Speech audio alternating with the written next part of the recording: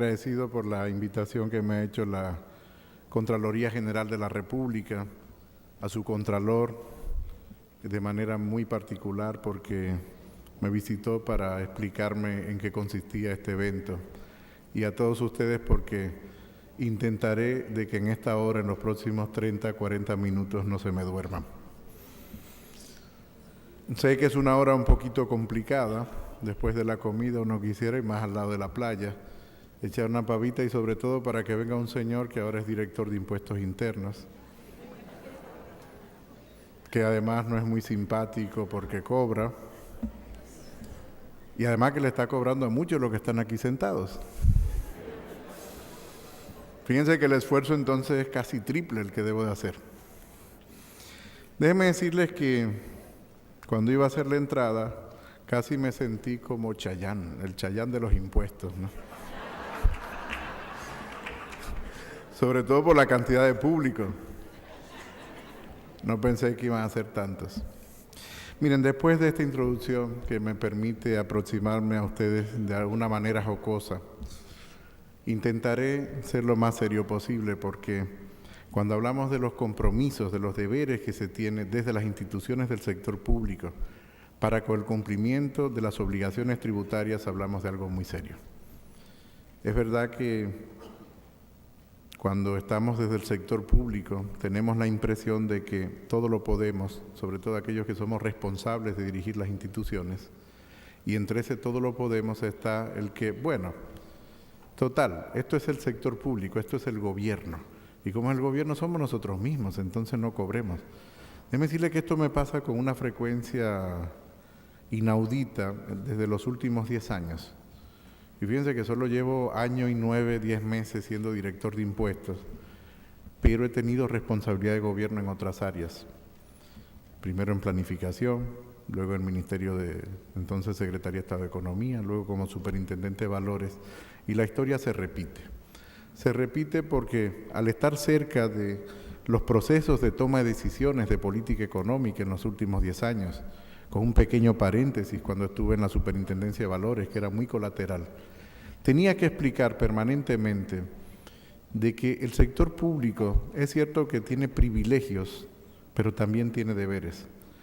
Lo hacía desde la responsabilidad de planificación y lo hago desde la responsabilidad como director de impuestos internos. Esas obligaciones es cumplir con lo que establece la legislación, no solo para el sector público, sino para todos aquellos agentes, públicos o privados, que realizan algún tipo de actividad que está gravada.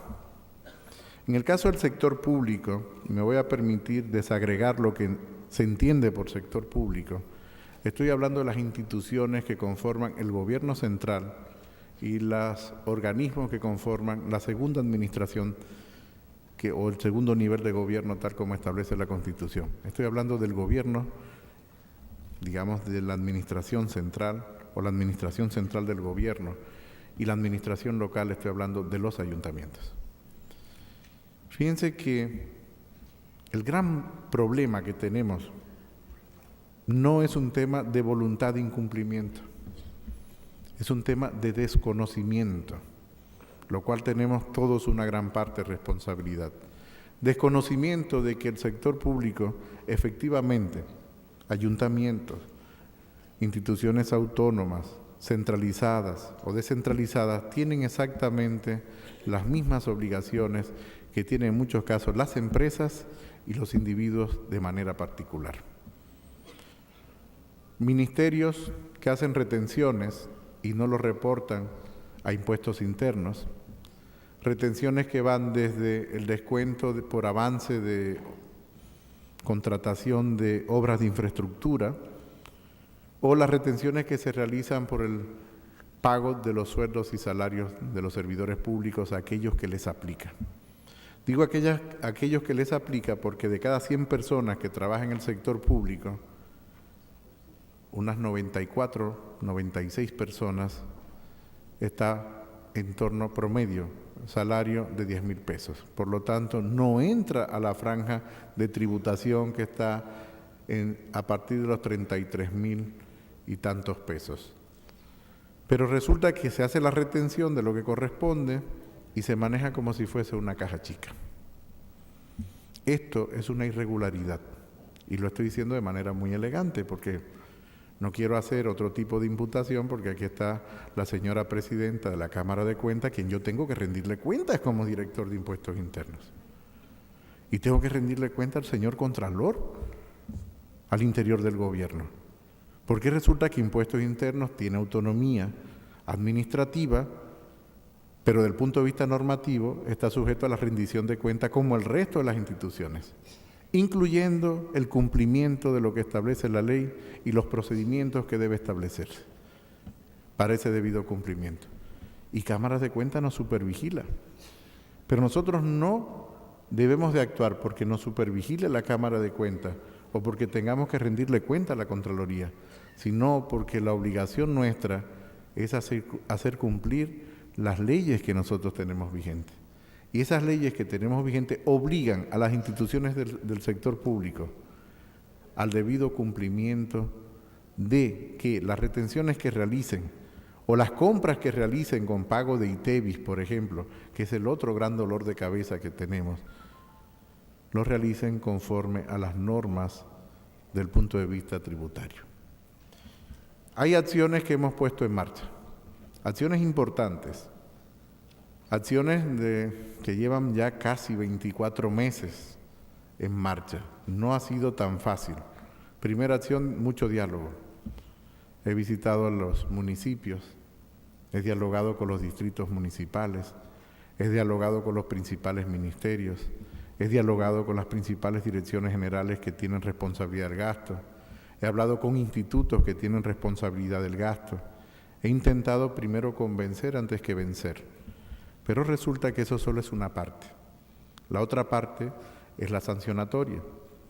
Ustedes vieron que hace relativamente poco tiempo sacamos de manera conjunta una circular, digo de manera conjunta porque fue coordinada con la Contraloría General de la República, una circular advirtiendo a todas las instituciones del sector público de que tienen que tener el debido registro correspondiente, porque la mayoría ni siquiera tiene el registro correspondiente. Estoy hablando del RNC, del Registro Nacional de Contribuyentes, como corresponde. Pero déjenme decirles que esta acción no se detiene con la Contraloría. Esta es una acción que ha sido coordinada con la Cámara de Cuentas. Debo reconocer, y fíjense que he citado ya más de una vez a la Cámara de Cuentas, la preocupación de la Cámara de Cuentas para regularizar la situación que tienen las instituciones frente al cumplimiento de los deberes tributarios. Esa preocupación ha llevado a múltiples reuniones en la Cámara de Cuentas y esa preocupación ha llevado a que nosotros tengamos, valga la repetición, que rendir cuentas a esta Cámara sobre lo que nosotros hacemos y estamos haciendo para el debido cumplimiento. Hemos dado plazos en algunos casos, en otros casos han venido instituciones de forma voluntaria. Puedo mencionar un ejemplo, Ayuntamiento del Distrito Nacional, retenciones e incumplimientos en torno a 125 millones de pesos, conciliadas las cuentas.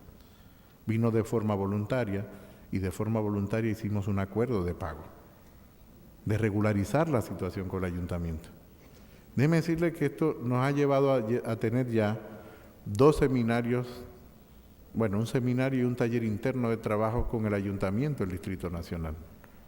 Estamos trabajando con otros ayuntamientos de menor tamaño, también en cumplimiento voluntario de sus deberes.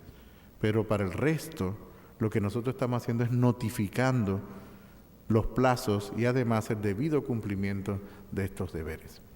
¿Y por qué hay que hacer todo esto? Porque, visto de forma global, lo que nosotros tenemos en República Dominicana es un gran problema desde el punto de vista fiscal. Es verdad que cada quien se mira a su ombligo. Cuando digo su ombligo, es que estamos muy pendientes de la institución que nos corresponde, y es correcto. Pero esa institución opera en un contexto. Y ese contexto, entre otros muchos criterios, es el criterio presupuestario financiero. Muchas instituciones se quejan de que no tienen los presupuestos adecuados, y es cierto. Muchas instituciones se quejan de que no llegamos con la rapidez suficiente los órganos de control central, Eso es relativamente cierto, sobre todo para algunas instituciones, pero pocas instituciones reconocen de que lo hemos estado corrigiendo un déficit significativo para el tamaño de la economía. Pocas instituciones reconocen que corregir un déficit implica menor gasto, un mayor esfuerzo para mejorar la calidad del gasto. Y voy a poner de ejemplo la propia Dirección General de Impuestos Internos para que nadie se sienta aludido, me aludo yo mismo. Pero el día de hoy tenemos 396 millones menos de presupuesto que lo que teníamos en el 2012. El año pasado teníamos 396 millones menos de presupuesto que lo que teníamos en el 2012. Y el año que viene tendremos 396 millones de pesos menos de presupuesto que lo que teníamos en el 2012. Y en el 2016 tendremos 396 millones de pesos menos. ¿Por qué resulta que el gasto está relacionado con el ingreso? ¿Y cómo entonces financiamos el gasto? Con el 80% que tiene la responsabilidad de recaudar impuestos internos, el 3% aproximadamente en promedio que tiene la responsabilidad la Tesorería Nacional y el 17% que tiene la responsabilidad de la Dirección General de Aduanas. Y eso da el 100% de los ingresos totales durante un año corriente. En la estructura que tenemos hoy de ingresos. Y de cada 100 pesos recaudamos 14. Cada 100 pesos que genera la economía, estamos recaudando 14 pesos. ¿Y ustedes saben cuánto estamos gastando? 18 pesos. Hay 4 pesos que tenemos que financiarlo. ¿Y usted sabe qué es financiamiento? Es crédito, es deuda. Y si a eso le sumamos que nosotros tenemos que pagar la deuda de periodos anteriores, lo que nosotros tenemos una gran restricción por el lado del ingreso y una gran restricción por el lado del gasto. Y si lo vemos por el lado del ingreso, de cada 100 pesos que recaudamos, 80 pesos vienen de 3 impuestos. El impuesto selectivo al consumo, el impuesto sobre la renta y el interés. 80 pesos lo producen 3 impuestos. ¿Todo esto qué quiere decir? Que nosotros estamos frente a una situación de sostenibilidad en el corto plazo, pero visto en el mediano largo plazo, pensando en los próximos años, en una situación de insostenibilidad fiscal en el largo plazo. ¿Quiere decir esto que la economía irá mal en los próximos 6 meses? No, irá bien, pero bien restringida. Claro, bien restringida. ¿E irá mal el próximo año? No, irá bien restringido. Pero ustedes saben por qué. Porque el presidente Medina tiene un compromiso firme con mantener la estabilidad macroeconómica. Un compromiso firme con mantener una meta de gasto, es decir, una meta de déficit. Es exactamente lo mismo. Compromiso difícil de cumplir cuando lo que ocurre es que vamos perdiendo base tributaria. ¿Qué quiere decir que perdemos base tributaria? Que todos los días hacemos reformas tributarias, todos los días, y en muchos casos somos muy creativos y alegres haciendo esa reforma. Y todas esas reformas, ustedes saben con qué están relacionadas casi siempre, con exenciones. Nos encantan las exenciones, y feliz cuando uno la tiene. Pero resulta que la exención quiere decir pérdida de base tributaria. Estamos aquí en esta zona preciosa, maravillosa, tenemos una gran infraestructura hotelera, pero tenemos varias leyes de incentivo para la industria hotelera. Y en enero entró en vigencia la ampliación de una de esas leyes de incentivo. Hicimos un presupuesto, esa ley no estaba aprobada, pero esa ley representa 1.800 millones de pesos el primer año menos de recaudación. Eso se nos olvida muchas veces. Y entre muchas veces, y es difícil por eso tener una responsabilidad de la parte recaudatoria, dicen, pero es que ese dinero no iba a entrar, porque ese dinero no existía. No es cierto. Ese dinero no iba a entrar. Eso es como que saquemos 1.800 millones de pesos en los bolsillos, exactamente igual que lo repartamos. Y al mismo tiempo tenemos una ley que incentiva la industria de cine. Y me encantó la película ¿Quién manda? Sin que esto suene a ningún tipo de publicidad, a ninguna película. Y lo toman 1, 2 y 3 han sido las más taquilleras. Y la gente se ríe porque nos reímos todos. Y ayer alguien que por coincidencia nos hemos ido encontrando, que es director de cine, en los últimos 10 días voy a la pizzería y nos encontramos. Voy a desayunar algo y nos encontramos. Y antes de ayer, después no fue ayer, voy a casa de teatro y nos encontramos. Y me dice, yo creo que tú me estás persiguiendo. Y entonces, claro, era delante de otro grupo de gente, yo para aquello de no ser director de impuestos de noche.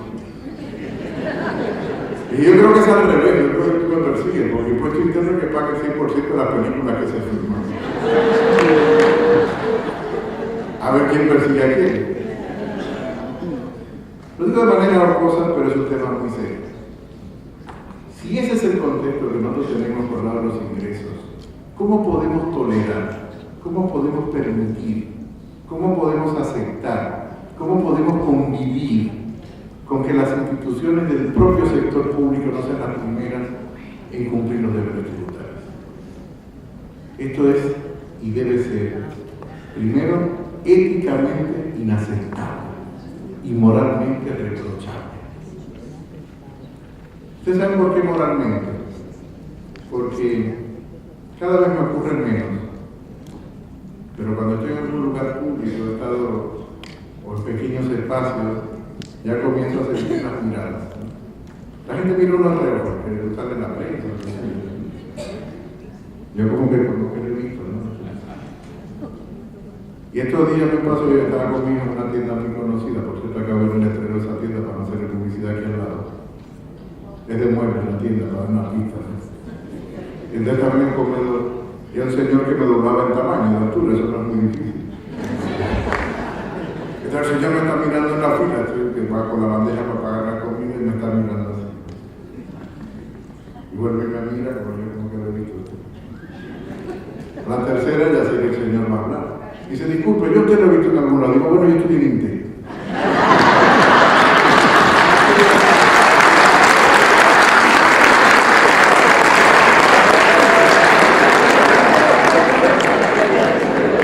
Dice, bueno, yo no estoy en Intel, pero yo lo he visto en algún lado. ¿Usted tiene algún programa de televisión? No. Entonces en eso llegamos a la cajera. Y dice, pero es que yo lo he visto en alguna de esas, pero usted no ve que ser que no cobra los impuestos. Entonces esto pasa con mucha frecuencia. La suerte es que cuando no me conocen, hay alguien que siempre se le ocurre. Estos días me encantó porque conocí un grupo de jóvenes que hacemos un deporte ahora en común. Yo me he unido a ese grupo que hace ese deporte. Y entonces me dicen, bueno, es un grupo de jóvenes, pero yo no te voy a poder acompañar, que es la persona que iba a hacer la conexión con el grupo. Y yo, bueno, pero yo no me atrevo a ir porque, claro, yo como soy muy tímido, en el sentido de que si no conozco a la gente, ¿cómo me voy a presentarme allí? Dice, no, te aseguro que ellos van a estar más intimidados que tú. Y entonces, bueno, pues está bien, hablar con ellos. Igual no es un grupo, pero por favor, no le digas lo que hago. Dice, no, tranquilo, no te preocupes, que no le voy a decir lo que haces. Ok. Y entonces me escribe por WhatsApp, porque ahora todo es por WhatsApp. Y me dice, bueno, lo tienes muy jodido, excúsenme la expresión, pero no así. Lo tienes muy jodido, porque con ese nombre tan raro, y tampoco común, y además cobrando impuestos, todo el mundo te conoce. Pero bueno, lo que quería decir es que cuando me preguntan, todavía en los pocos sitios que no me conocen, que me preguntan, ¿usted qué hace, señor? Digo, bueno, trabajo para mejorar la calidad de vida de las personas. Me dice, ¿usted es médico? No. ¿Trabaja en alguna ONG? No. ¿Y usted qué hace? Cobra impuestos. Uy. ¿Usted cómo mejora la calidad de vida de las personas cobrando impuestos? Porque los impuestos sirven para pagar el 4% para la educación. Los impuestos sirven para pagar la salud. Podrá ser mala, precaria, pero la tenemos. Los impuestos sirven para que podamos llegar a Punta Cana en 2 horas de Santo Domingo, desde que cruzamos la puerta. Los impuestos sirven para pagar los servicios del sector público. Y si el propio sector público, que tiene la responsabilidad de ejecutar este gasto, no asume la responsabilidad de cumplir sus deberes tributarios, ¿qué es lo que estamos haciendo?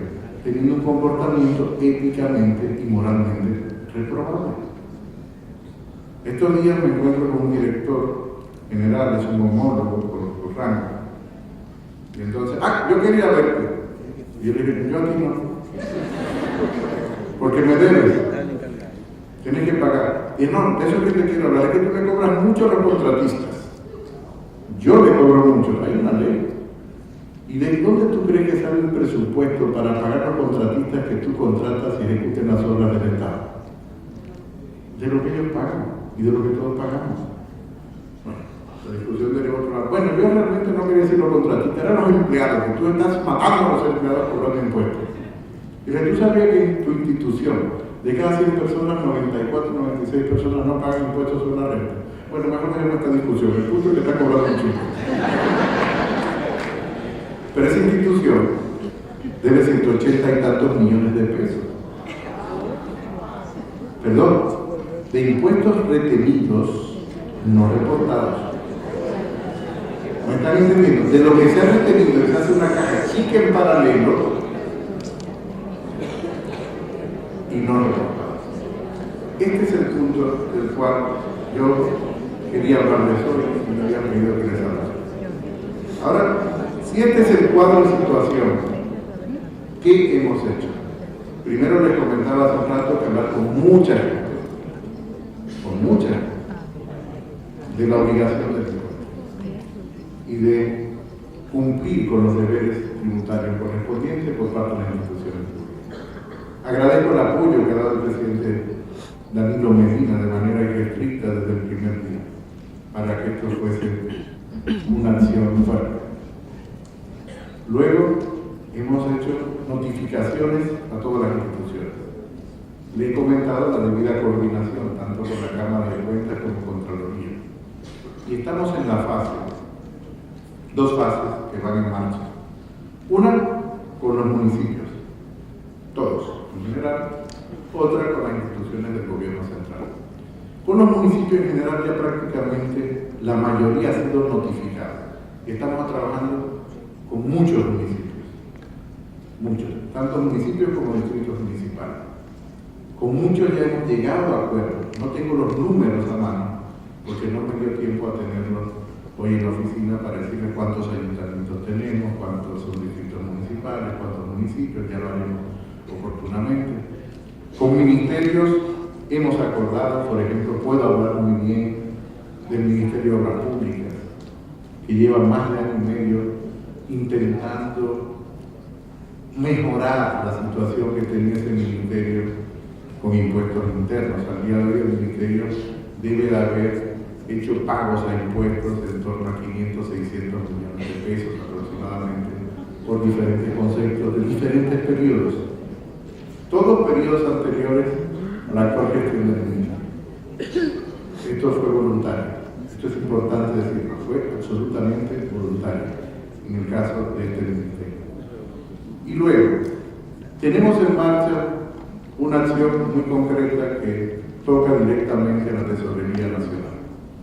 Esa acción, y aquí está Alberto, con la que hemos hablado, tiene 2 vertientes. Una primera vertiente, la cual llevamos bastante tiempo trabajando y es más complejo que decirlo, es el hecho de que en el caso del ITEVIS o en el caso de otro tipo de impuestos donde hay que hacer avances, los suplidores del sector público, eso ha implicado trabajo también fuerte con compras gubernamentales, con Contraloría, con presupuestos, con Tesorería, con todas las instituciones que conforman el Ministerio de Hacienda, prácticamente todas las del Ministerio de Hacienda, incluyendo impuestos internos.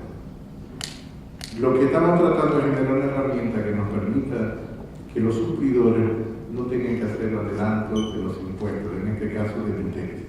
Ahora, como se le llama técnicamente, es que le cobramos el ITEVIS por lo percibido.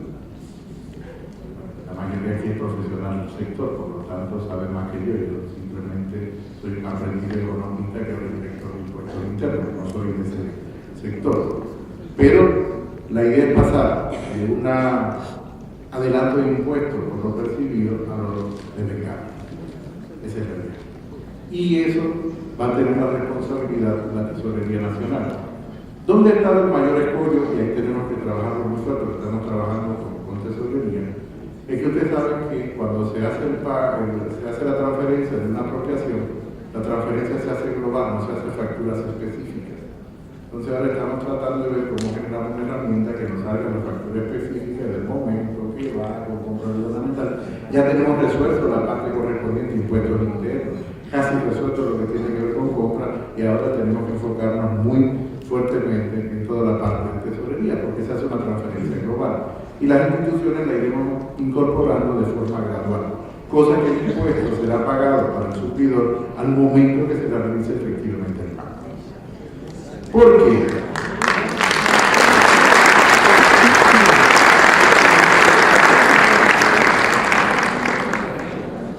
¿Por qué? Porque, entre otras cosas, cobrar impuestos puede parecer algo muy genérico, pero termina habiendo una cara y un nombre.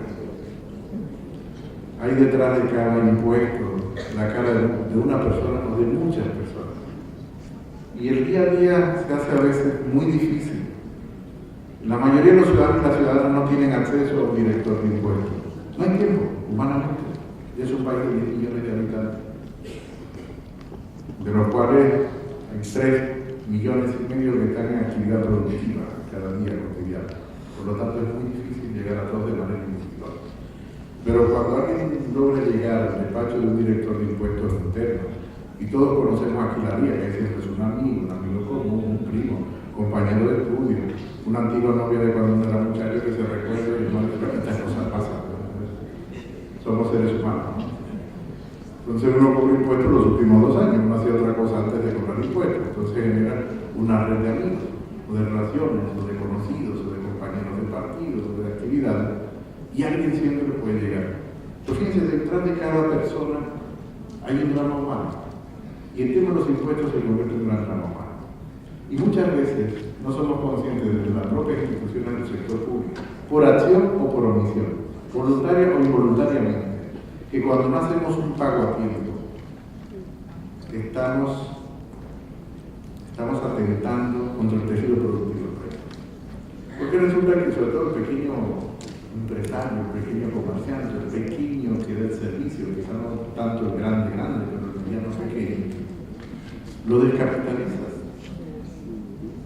Lo descapitalizas. Porque fíjate tú, dura 6 meses o 7 meses para pagar una factura. Y al mismo tiempo, como no puede hacer el adelanto de los impuestos porque no se lo ha pagado, entonces impuestos internos vienen y te cobran moras, intereses y recargos y se hace insensible a tu realidad. Es un sistema informático. Se hace insensible a tu realidad. Y cuando vienes a pagar o vienes a cobrar, lo comido por los servicios. Pero eso afecta también el precio de los bienes y servicios que compra el sector público. Porque entonces este costo se recarga en el precio final. Porque como ya yo tengo que descontar el tiempo que voy a durar para cobrar, te subo más que proporcionalmente el precio. Tengo que compensarlo por algún lado.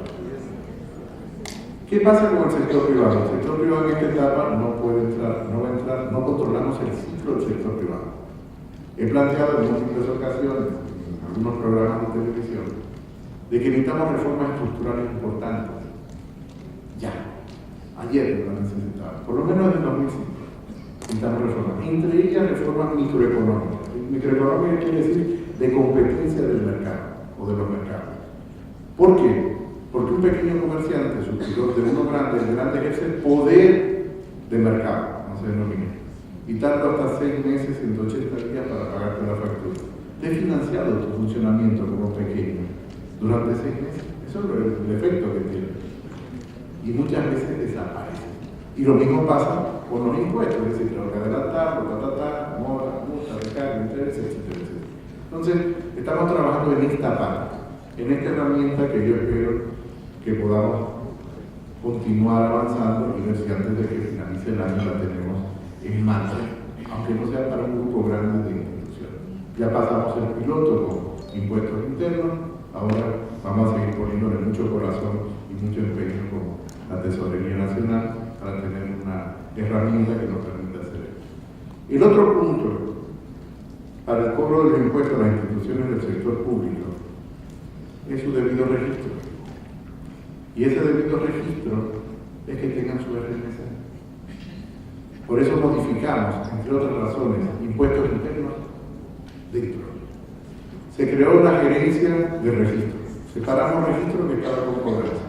Creamos una gerencia de registro y al mismo tiempo estamos creando una división, que es la división de fideicomisos y sector público, para tener una supervigilancia mucho más estrecha del propio sector público.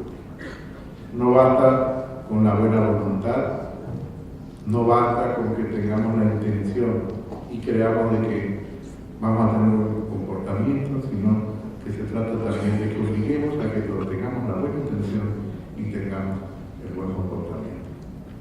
En definitiva, pagar los impuestos es trabajar por la felicidad de las personas.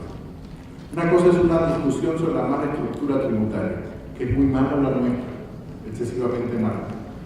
Otra cosa es la discusión que podemos tener sobre todo el sistema fiscal.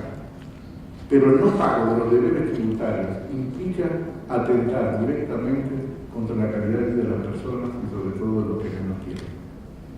Sobre todo de los que menos quieren. Ustedes saben que de cada 100 pesos que nosotros recaudamos, 67 pesos vienen de los más pobres. Esto es importante porque a veces cuando tenemos discusión sobre pequeña y mediana empresa, nos gusta sacar el tema de los informales y decir, los informales no pagan impuestos. Los informales pagan más impuestos que las empresas formales. Suena paradójico, ¿no? Hagan más impuestos porque no pueden evadir, no pueden planificar tributariamente esquemas contra la imposición directa. Cosa que sí pueden hacer muchas empresas grandes formales, cuya tasa de tributación, por ejemplo, el impuesto sobre la renta, es menor que la tasa de tributación nominal. ¿Por qué? Porque pueden acogerse a leyes de incentivos. Pero resulta que el informal no se acoge a ninguna otra ley de incentivo, más que la exención que tenemos todos del ITEVE, del cual es generalizado y nos beneficiamos todos. Así es que, reitero, en definitiva, cuando hablamos de impuestos y de debido cumplimiento de los deberes tributarios que tienen que tener las instituciones del sector público, estamos hablando de la calidad de vida de las personas. Y finalmente, quiero reiterar una definición que a mí me gusta mucho de economía. Me gusta mucho porque creo que sitúa la preocupación de la política pública, debe situarla en el corazón de las personas. Para los japoneses, economía se define como el alivio del sufrimiento del pueblo. A fin de cuentas, yo creo que desde la política pública lo que debemos de empujar en tratar de que una definición como la que tienen los japoneses de economía es lo que permite la acción de la política pública de un gobierno como la República Dominicana. Así es que muchísimas gracias. Y me dicen que hay turno de preguntas.